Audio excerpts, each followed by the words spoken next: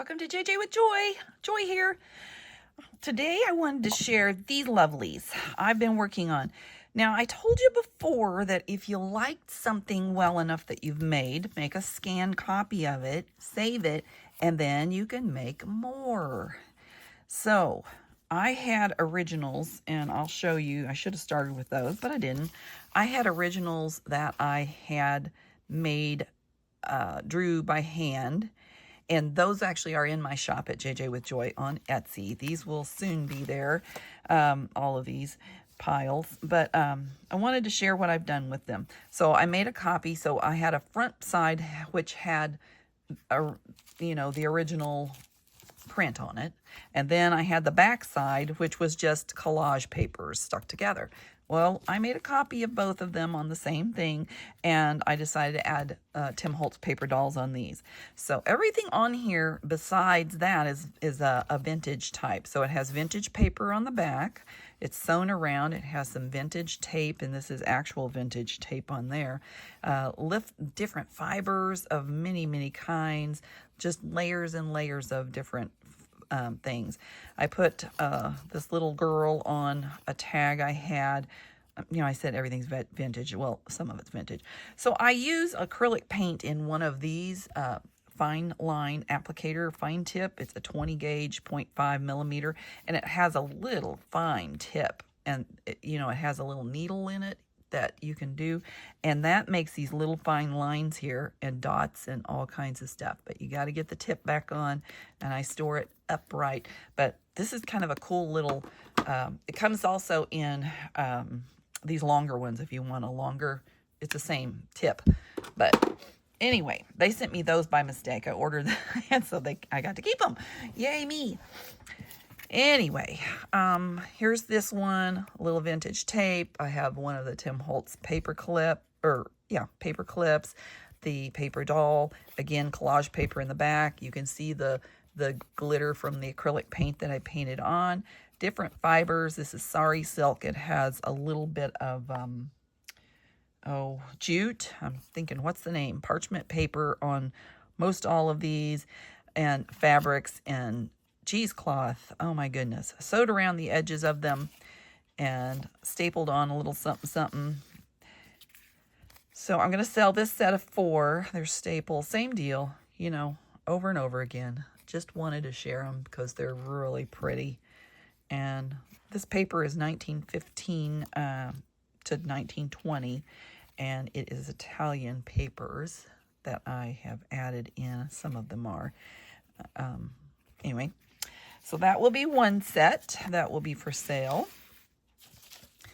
And I didn't have enough to do the full set. So the rest of these, okay, so again, vintage paper. This is Tim Holtz's tape, which is always out of stock. Love it, love it. But same fibers everywhere. And this was, the original had collaged, and then I did my drawing on top of it. So this will be part of the second set. I tied that in a little knot to hang off vintage tape, real vintage tape. This is part of a book spine, a sari silk. Trying to still get that. There's some Italian writing paper and little blank space on the back. Sewed around that. That's number 2. There's 6 of these. So anyway, if you like what you're seeing, please give me a thumbs up. And if you would like to share it, this is from an envelope, however you say it. And you can see where the envelope is there. I just cut it out because it's vintage, and I wanted these to have a little vintage vibe to them. Again, my Etsy shop is JJ with Joy. I do have some things. I have the originals in there, and I will eventually have these in there. Give me time. I'm slow going about it. There's vintage tape, real vintage tape. You can see the other. And, messed up sewing doesn't matter. That's what makes it all so pretty. All so pretty. Yes, it does. Give me a comment what you think of these. I absolutely love doing these. Now, these could be a side pocket. They could be a top pocket. You could just put them in a journal just for fun. This is also a vintage envelope. You can actually see the layers of the envelope. So that will be a set of 6. And then I have 2 more sets, and let's turn them around. These are on the little smaller size. In comparison to these, you can see the difference in the size. So these could be a tuck spot or just placed on a page itself.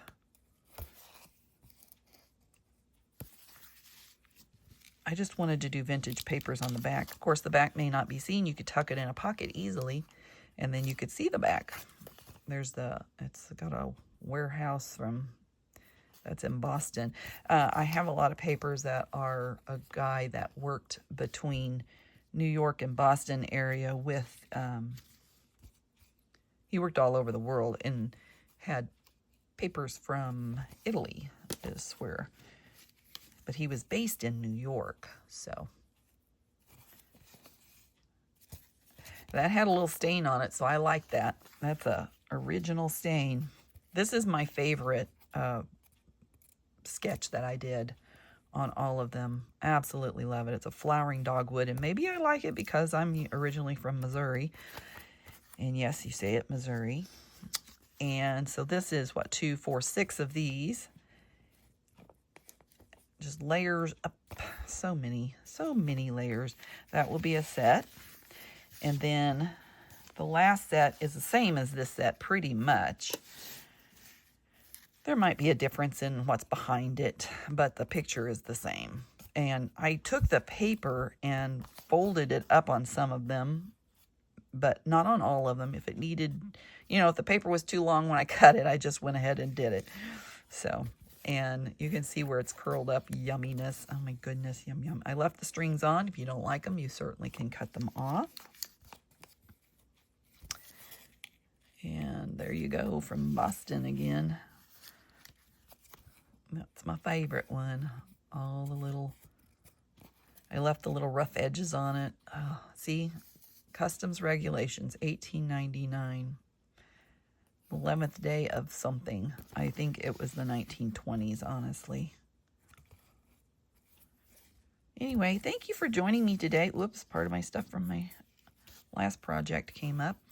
Give me a thumbs up if you like them. And if you'd like to see more from me, subscribe, ring the bell, choose all for notifications, and you'll get everything that I post. And then I will see you next time. Remember, your day is full of choices, so choose joy. Have a great day, guys.